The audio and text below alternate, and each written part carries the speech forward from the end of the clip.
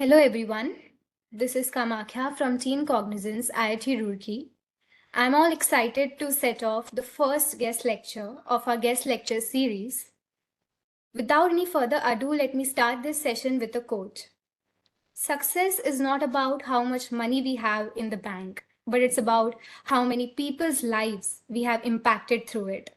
Well, these profound words aren't mine, but they are the guiding mantra of none other than our esteemed guest for today's session.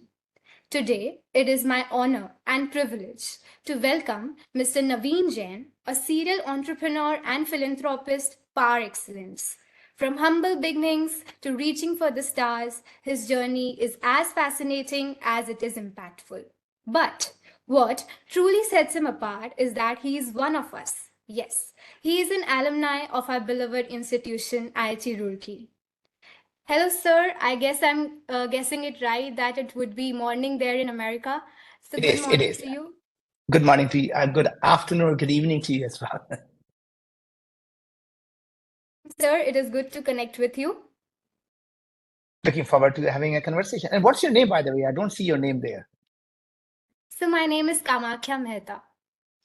Kamak, Kamak, Khya.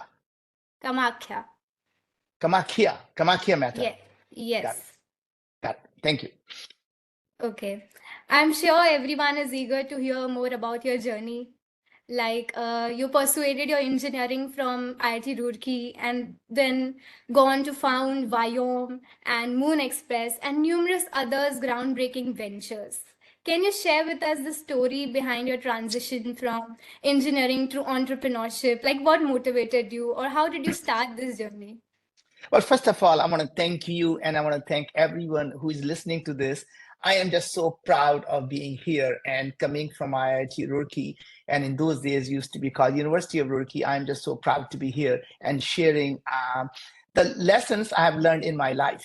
So, first of all, I want to just start by saying that there has never been a better time to be alive. There has never been a better time where entrepreneurs are going to become the next superpowers. That means the problems of the world or the problems of the universe, or we could call the problems in this multiverse that we live in, are going to be solved by individuals like us. It is going to be the small group of committed people who are dedicated to solving a problem. These are the ones who are going to fundamentally change the trajectory of how humanity is going to live. Let's not count on the government or someone else to give us a job. Let us be that person who not only does a tremendous good for the society, but builds a great enterprise that provides a job for everyone else who were so afraid to pursue their own dreams. That means every single person here listening to it, just know that in the next 10 years, almost half of the companies that today we admire won't be around. And what that means is king is dying. And you and I get to be the next king. And the way you become king is not by imitating the companies that were dying, by actually fundamentally rethinking the problem that they were trying to solve instead of the problem that actually we as humanity were facing. Right? Every single time when you start a company, ask yourself, what if you can actually solve that problem, whatever that you have in mind? Would it help a billion people live a better life? Because once you know you can solve a problem that helps a billion people live a better life, you can automatically create $100 billion company. And what that means is making money is simply a byproduct of doing things that improve people's life. You never wake up in the morning and say, how do I create $100 billion company? You simply ask yourself, what can I do today to help someone live a better life?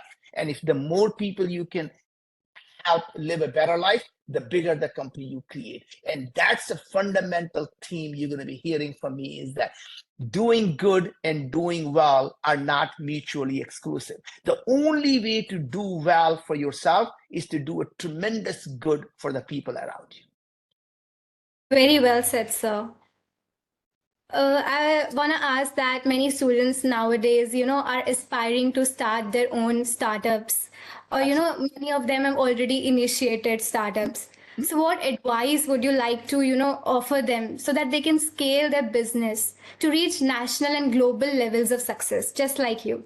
Of course. So I think the first thing is before you start any company or you start any project, ask yourself three questions. Why this? Why now? Why me? And let me explain to you why all these things are. Why this is something I already described. Why this is you say whatever it is that you're trying to do, assume it is going to be successful. And you ask yourself, if it is successful, would it help 1 billion people, 100 million people, 1 million people live a better life, right? And I described it's not because you're philanthropic. It is the reason you do that is because this is how you create a long-term sustainable company. And the second part of that puzzle that I think is why now? And you ask yourself what had changed in the last 2 to 3 years, but more importantly, what do you expect to happen in the next 3 to 5 years that will allow you to change, that will allow you to actually scale your company, that will allow you to solve the problem at scale in the next 3 to 5 years. And this problem could not have been solved 5 years ago or 10 years ago. That means you're taking advantage of tomorrow's technologies to solve tomorrow's problem, not using yesterday's technology to solve tomorrow's problem. And there's second part of this puzzle also is ask yourself, what are the foundational technologies or foundational subset of problems that you have to solve for this big problem to be solved? And I'll come back and explain that to you in a second here. Let me come back to the last question of why me. This is the most important question you can ever ask yourself. Why me is about what question are you asking that are different from what everyone else in the industry is asking. The reason is the question you ask is the problem you solve. And I'm going to give you multiple examples of this because this is the most important part of how you think and how you change your mindset about how you look at the problem. So let me take the problems that are just, people think are just so audacious, they call them moonshots, right? You say, I want to solve a world hunger problem, right? We just want to get rid of the world hunger from the face of the humanity. And everyone who is an expert will tell you to solve the world hunger, you have to be more productive in agriculture. You have to grow more food. You have to be able to distribute the food because a lot of the problems comes from distribution. You have to cut down the wastage of food and all the things that every single person who has been in the food industry will tell you what are the problems that need to be solved. When you are an entrepreneur, the question you could ask is, why do we eat food? Simply changing the paradigm of not how to grow more food, but asking why do we eat food, you suddenly realize the only reason we need food is we need energy and we need nutrition. And then you ask yourself, what are the different ways can we get energy? There are plants that are around us. They get energy from what? They use the photosynthesis to get energy and they convert the solar energy into the useful form of energy they can use. There are bacteria that are growing in the radioactive nuclear waste. And what that means is these organisms have figured out how to protect their DNA against the high radiation and use the radiation as a source of energy. Now imagine if we can take the genetic material from these organisms, modify ourselves using CRISPR, and suddenly we are radiation resistant and we can use the radiation as a source of energy. And that means in the evening, you tell your sweetheart and say, honey, do you want to go out and get some radiation? Not do you want to get out and get some pizza, right? And suddenly the whole problem of the world changes by simply redefining the problem of why we eat food, not how to grow more food. Same thing. You say, let's assume you say the climate change. I want to solve the problem of climate change. And every single person thinks that means getting rid of the fossil fuel, getting rid of the diesel cars, getting rid of the cars and taking all the diesel cars, petroleum cars and convert them to electric cars and start to use electricity for more of the stuff rather than use the petroleum or fossil fuel. What they don't realize are two things. Number one is that Today, the fossil fuel is not just about using cars or the things. Most of the fossil fuel is actually used in building cement. It is used in making steel. It is used in fertilizer. And these are the massive industry that need to fundamentally change, but that's not the thing that I was going to tell you about. Now, question you really need to ask is, why is the climate change happening? And people say it is about all the carbon that's emitted by these fossil fuel. And then you ask yourself, how much carbon do we actually emit as all of humanity? And it turns out it's about 60 billion tons of carbon that comes from all the things that we do, every industry, from steel industry, from every industry. Now, what you may not know is that 600 billion tons of carbon is emitted from the natural things like forest fire, things like volcanoes, things like decomposition of leaves and dead bodies, right? Now, interesting thing is, we humans created the 10% because other 90% was well balanced, because we were creating carbon and the plants were absorbing the carbon and converting them to oxygen. Everything was balanced. By adding the 10%, we actually changed the balance. So yes, the humanity is in fact responsible for tipping the balance. But we as humans don't have to only focus on the things that we cause. What if we as humans can focus on getting rid of forest fires? They come from lightning. Now, imagine we're going to have millions of low Earth satellites in very soon. These satellites will be mapping every inch of every part of Earth every single second.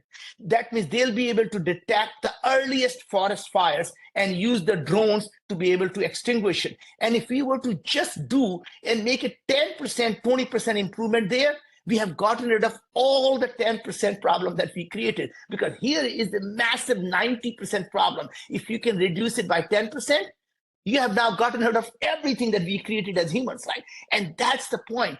Volcanoes, people say, well, what if you can stop the volcanoes from erupting? And people say, how would you ever dream of doing that? And my thinking is, the only reason volcanoes erupt, because there's a tremendous amount of pressure that gets built in, and that pressure has to erupt, and that becomes a volcano. What if we can, like a pressure cooker, release the pressure slowly, so there is no pressure built up to cause the volcanoes from happening? The only reason I'm talking about this is, it is about rethinking the problem. It is about reimagining the problem. It's about re-asking the question no one has been asking, and that allows you to fundamentally rethink, reimagine, and recreate the world that no one has ever imagined. And that's the kind of things, if you do, it actually not only changes how humanity is going to live, you end up creating a massive enterprise as a byproduct. Absolutely remarkable, sir. Your way of thinking is just remarkable. You have opened our minds to a new level of thinking.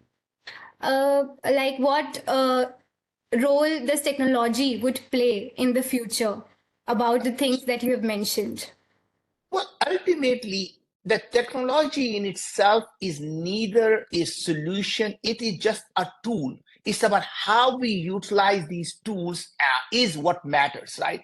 So it's not that AI is going to solve the problem. It is about how we use AI is going to solve the problem.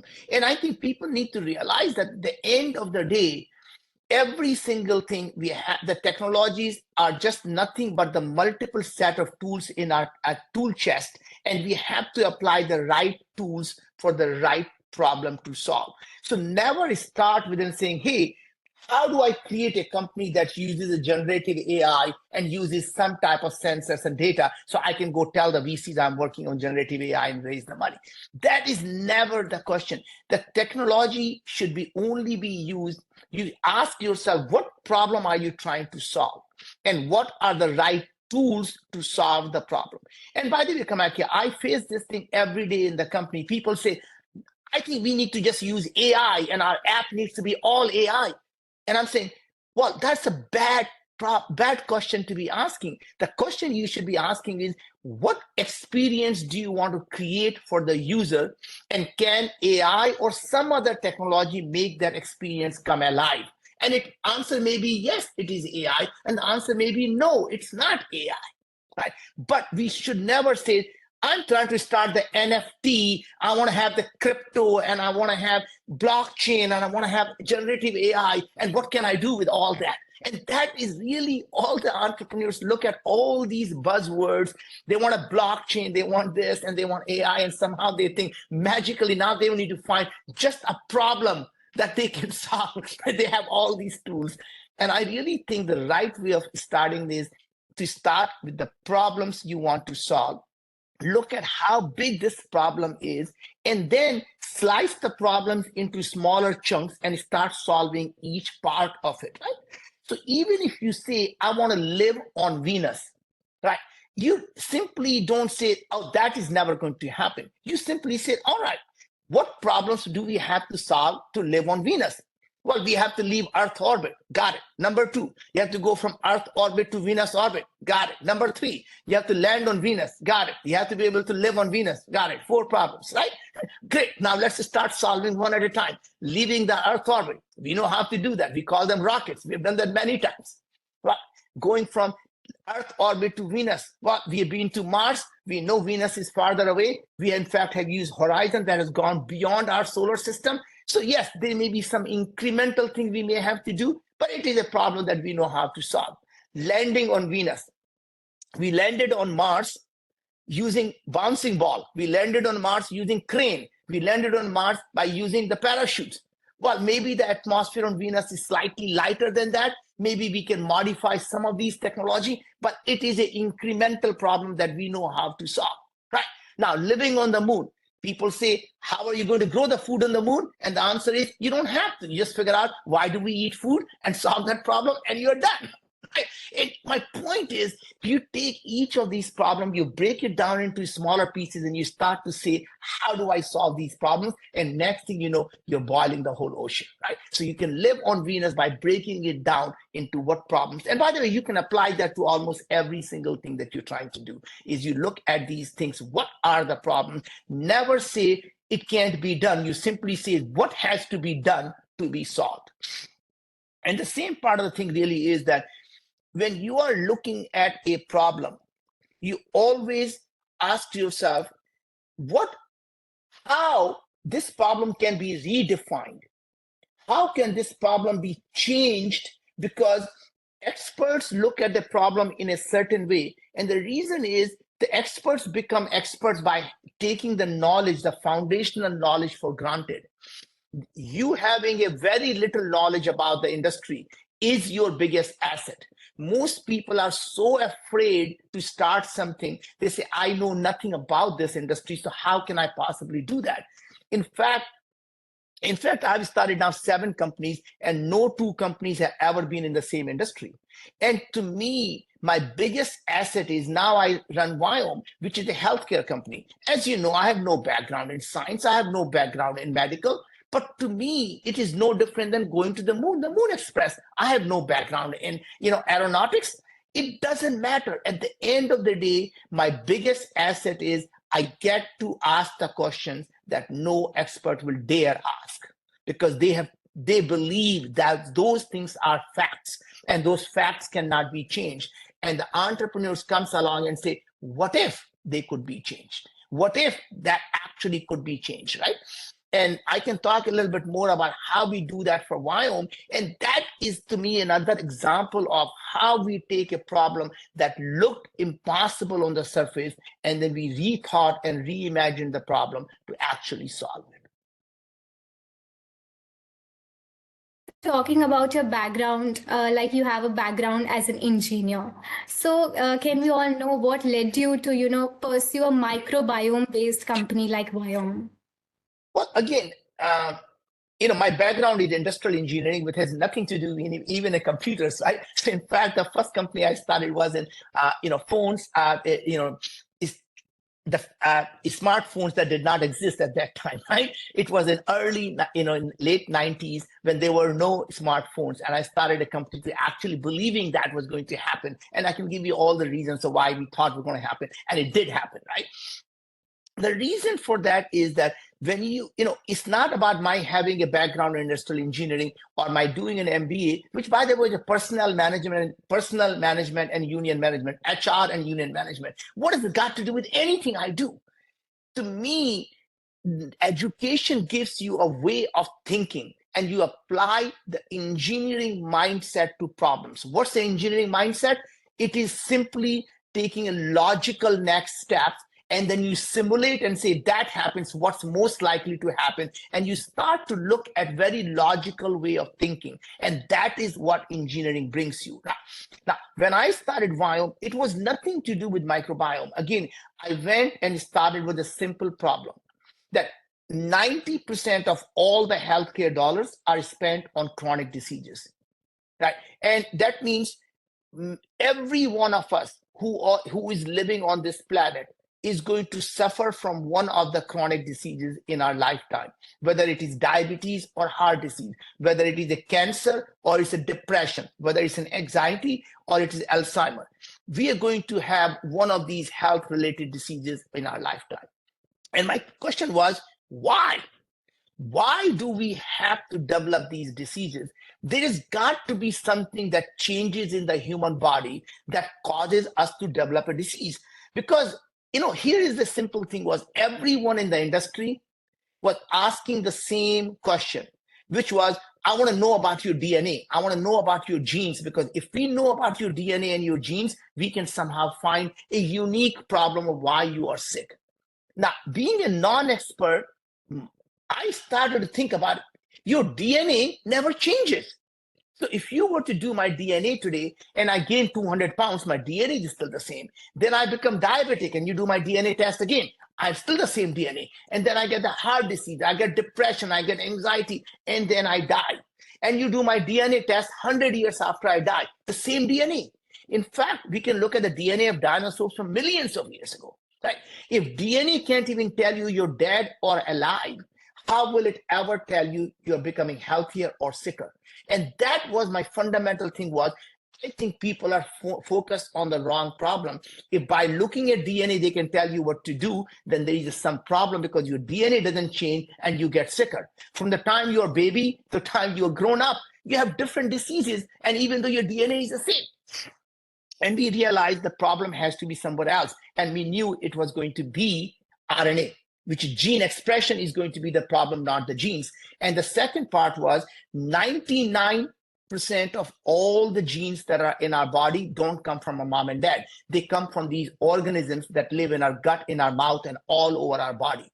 Now, interestingly, I started to do a lot of research, and turns out that microbiome was involved in almost every single disease. So if you were to Google today and say Parkinson's and microbiome, Alzheimer and microbiome, cancer therapy and microbiome, pick a disease you want, it is connected to microbiome. And then I started to say, wait a second, there are tens of companies doing microbiome testing. Why is this problem not getting solved? And it turns out that every company to date, other than Viome, is actually doing the wrong things when they're looking at microbiome. And the reason is they're making the same mistakes that people made in DNA. In microbiome, they're looking at what organisms are in your gut, not what they are doing. And that was the fundamental problem I saw. I thought that body and our immune system doesn't have eyes and ears. It doesn't say, hey, Akkermansia, I see you there. Or, hey, Bacteroidetes, I think I see you there. They simply react to the chemicals they are producing. So I say, what if instead of looking at the organisms in your gut, what if we can focus on what they are producing, and then we can see how what they're producing interacts with our body, and then we can solve this problem. And that is what became Viome. But today, it's really interesting. In 6 years, we have now analyzed over 650,000 samples. We take your, spit of your saliva. We take a finger prick of your blood, touch of your stool, and then we can analyze everything in your body. We can tell you your biological age. We can tell you your brain health, your heart health, your gut health, your oral health. And then we can tell you, don't eat this food. So don't eat cauliflower because this is what's happening in your body. Don't eat avocado because you have very high uric acid production. Don't eat broccoli because you have high sulfide production, right? Or don't eat turmeric, even though every Indian believes that turmeric is a, cure for everything. But if you have high bile acid, actually turmeric is bad for you, right? So literally there is no food that's right or wrong. It is right or wrong for you right now. And as your body changes, in 6 months from now, it will completely change. And then we actually went a step further. We realized that not all the nutrition is going to come from your food, and you need to augment it and supplement it. And we became the first company. We said, look, you need 22 milligram of elderberry every day. You need 29 milligram of amylase every day. You need 89 milligram of berberine every day. And we literally make the powder and we put them in a capsule, and we make the personalized individual powder in a capsule every month for every individual based on their what we analyze, right? So literally, these are my capsules. I take them every day. The beauty is it doesn't say expires on, it says manufactured on. Every month I get them manufactured just for me. And these are my supplements. These are my probiotics and prebiotics that are made for me. These are my oral lozenges for my oral microbiome. These are my personalized toothpaste that I use them every morning and evening just for my adjusting my oral microbiome. Everything designed just for me. And Kamakya, what is the beauty of the thing is, we did the randomized placebo-controlled trial, and we showed people with no drugs, simply changing your food and nutrition, we are able to reduce their symptoms of IBS. We are reducing their diabetes, reducing their depression, reducing their anxiety, reducing their fasting glucose. All of these are randomized placebo-controlled trial that shows that indeed food can be a medicine. You just need to know what food to eat and why. And as your body changes, you change yourself. Yes, sir. So what you're trying to say is that our gut and our brain are closely related. Absolutely. Your Okay. gut and brain are connected through a vagus nerve. And even though we all thought that if you're going to name it after Las Vegas, what happens in Vegas is going to stay in the Vegas. Apparently, it turns out what happens in the gut doesn't stay in the gut, right? It goes everywhere. And by the way, your gut is not only connected to your brain, it's also connected to your liver. Gut is connected to your skin. So when your mother said your beauty is inside you, she really meant your gut controls your beauty, right? And that is true. Your beauty comes from truly having a nutritional gut. So much so, Kamakya, even you look at Brahma. Brahma comes from navel, and they're really pointing to where the birth, where the root cause of all things are right in your gut, including what Hippocrates said, that all diseases begin in the gut. Yes, sir. So we have talked many serious things. Now, on a lighter note, I wanna ask you, do you ever like reminisce about your college life, or what was the campus life back then? Any, funny or memorable Yeah. moments you can share with us? It's really interesting is that, I am now almost turning 65. So it's been really a very long time. I have not been to India for more than 20 years. I have not been to Roorkee for, I would say, probably 30 or 40 years. But I definitely plan to come one of these days and really rethink about all the great memories. I do remember I used to be at the used to collect stamps and collect coins. I was the head of the numismatics and the Flatley organization there. I have nothing but great memories of the place there. This is such a wonderful place that gave me the grounding. And I have nothing but great memories of growing up there, and great memories of the things I learned. And it really shaped who I became. And every one of you who is there today, soak everything you have there. This is a time for you to, um, rethink about what your life is going to be. This is a time for you to learn. This is a time for you to absorb everything. This time will never come. you'll have all the time in the world to make money, all the time in the world to start a company. These 4 years when you are at IIT, my best recommendation for you will be to talk to every professor, learn as many things as you can, and more importantly, learn to learn. The education does not stop when you graduate. In fact, this is a lifelong university. The things you need to learn is how to continue learning. Now, I spend minimum of at least 2 to 4 hours a day learning about new things. I read probably at least 4 books a month. Right? I read probably at least 100 research papers every month. I go and listen to all types of things in every industry, whether it is about nanotechnology or neuroscience, or whether it doesn't matter.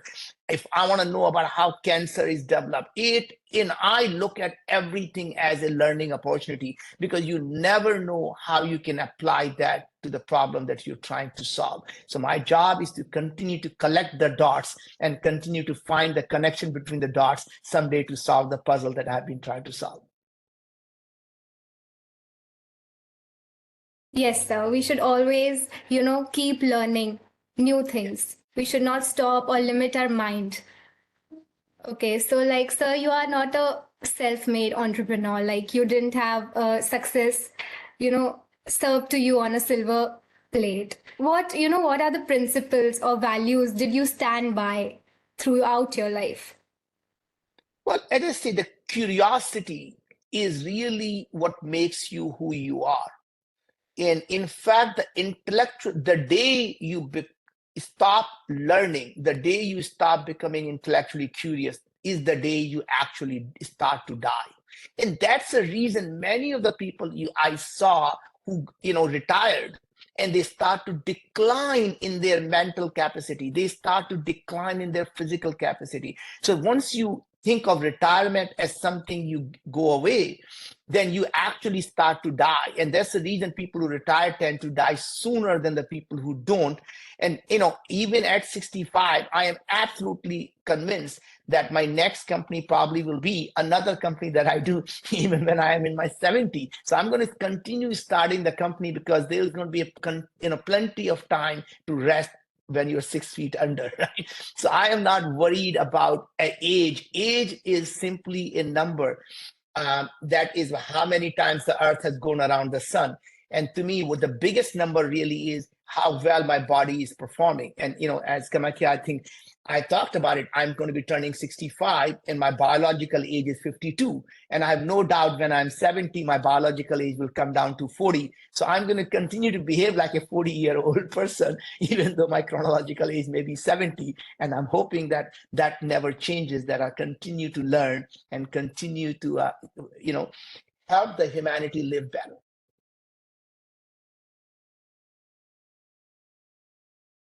Naveen, I was, listening to one of your videos in which you said that life is like a heartbeat. You have Yes. your own ups and downs. So, Yes. like, can you share some significant failure or setback, and how did you bounce back from it? First of all, there are no failures in life. The life never offers you failures. In fact, the fact we assign them the label is the biggest problem. And I think when something happens, you should never think of it as good or bad. It is what it is. And I think this is part of what Gita said. You never actually think it's good or bad, because you may not know it's good or bad for a decade to come, right? So even the time when we are young and you break up with a girl and you think that's the end of your life, that's the worst thing that could happen. And a decade later, you find someone, absolute love of your life, and you say, my God, what a nightmare I avoided by not marrying that person, right? And the point is, every culture has these stories that, fables that you can go back. And I think I remember, in a Chinese culture, there is a story about a horse, right? But Indian culture, I still remember the story that was a king and his advisor, and they go out hunting. And when they are hunting, the king falls down from the horse and breaks his arm. And the advisor say, well, so that happened. That's probably good. And the king was so angry to say that how can my breaking an arm could possibly be good? They go there and they prison him, they put him in a dungeon, and that's where they're going to leave him. And next week he goes out and goes hunting again by himself. And this time he gets caught by the tribe. And now the tribe is going to go take it to the thing and going to sacrifice him to the god.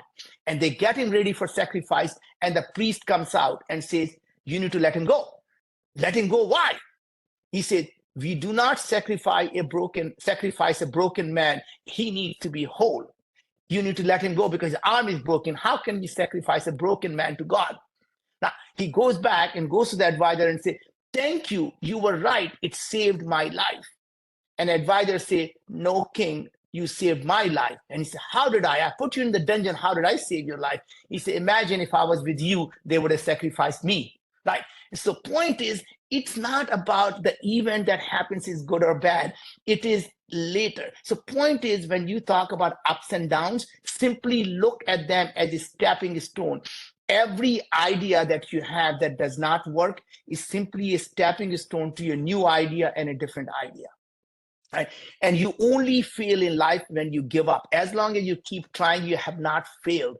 In fact, Edison said the thing when people say, didn't you fail 100,000 times? He said, no, I figured out what 100,000 ways the light bulb doesn't work. So I found a way that it actually does work. So anyway, I think, if you are out there, imagine you're going to have these ups and downs, and it come out here says, think of them like your heartbeat. It goes up and down and up and down. When it is smooth, you're dead. So if you ever find yourself looking for a smooth life, you have chosen to live a life of a dead person. So enjoy every ups and downs. Just think of them as the things they are. And every time you feel down, just know the next beat is going to be up. And when you are on top of the beat, never become too arrogant, because always know the winter is coming and the winter shall come. Very well said, sir. I think we should never give up. There's one more thing that I'd like to mention, that in one of your interviews, you said that sky is not the limit, but your imagination is the limit. It would be really fascinating if you could, enlighten us more on that. Okay. Well, Kamakya, let this be the last question. I have another call after this, but so I think, if you think about it, that I remember my mom will say, Naveen, you're so bright. You can do anything you want. Sky is the limit. And later I realized in life that sky is nothing but a figment of our imagination. There is no physical barrier called sky. When you go from here to Mars, you don't say, oh, mom, I just passed the sky. There is no sky. We see these barriers all around us, and we call them our own sky. People say you are brown, you cannot do that. That's your sky. You are Indian, you cannot be, you cannot start a company. That's your sky. Or, you don't have enough education. You cannot do this. That's your sky.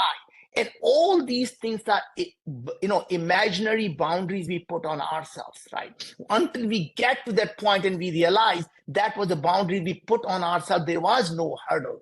There is no ceiling. We put these ceilings on ourselves every time. We tend to please ourselves. The only reason I'm not getting promoted, the only reason not because I'm brown or I'm Indian or my accent is that not good. These are all excuses.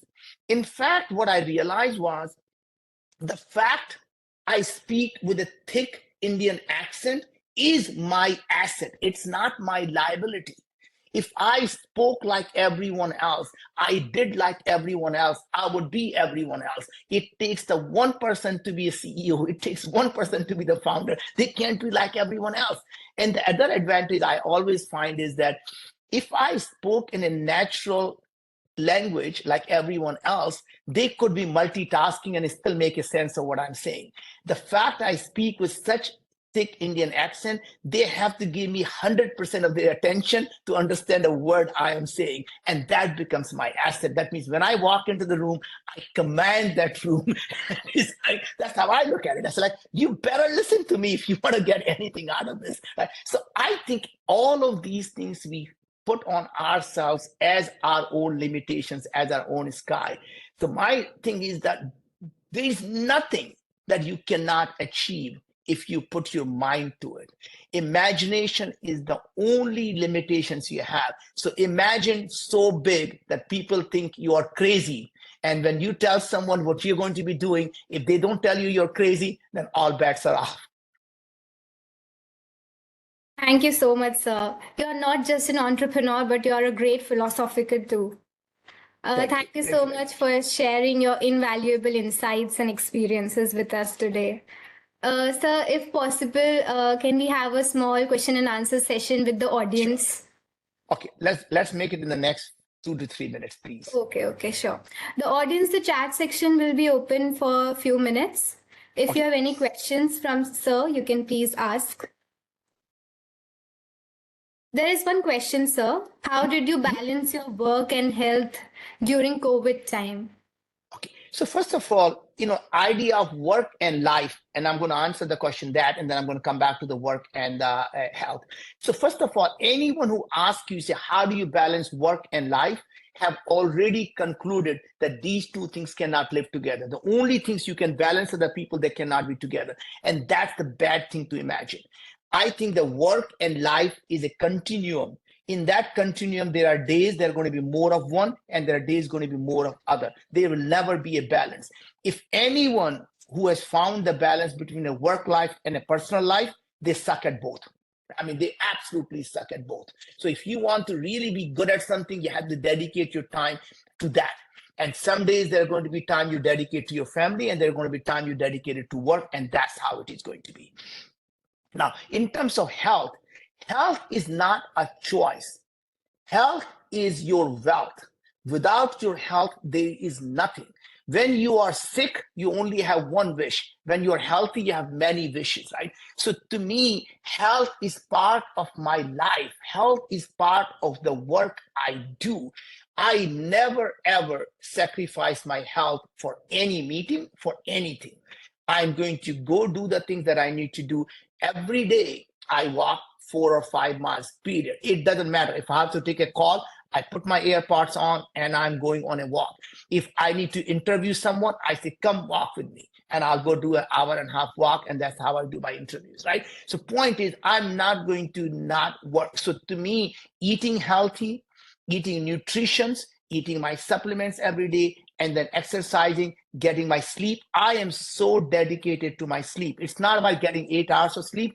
I want to get at least 1.5 hours REM sleep, 1.5 hour deep sleep. I measure with my Oura Ring. I have 8 sleep mattress underneath my bed. I have Withings pad. I have my Apple Watch. I monitor my sleep. And sometimes I get my 1.5 hour of deep sleep and REM sleep in 5 hours. Sometimes I get them in 4 hours. Sometimes I take 6 hours. Sometimes it takes me 7 hours. But I get my REM and deep sleep is all I care about.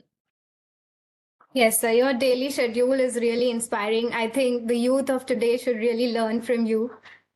Okay, so we are ending up the question and answer session. Thank you, sir. Your journey and wisdom have truly inspired us all. Let's give a big virtual round of applause for Mr. Naveen Jain. Thank you, sir, for joining. And I think we should carry the lessons learned today from sir on our own journeys. Wishing everyone success and fulfillment in all the endeavors. Until next time, take care and stay inspired. Thank you so much, sir. Thank you. Appreciate you. Bye-bye. Bye-bye.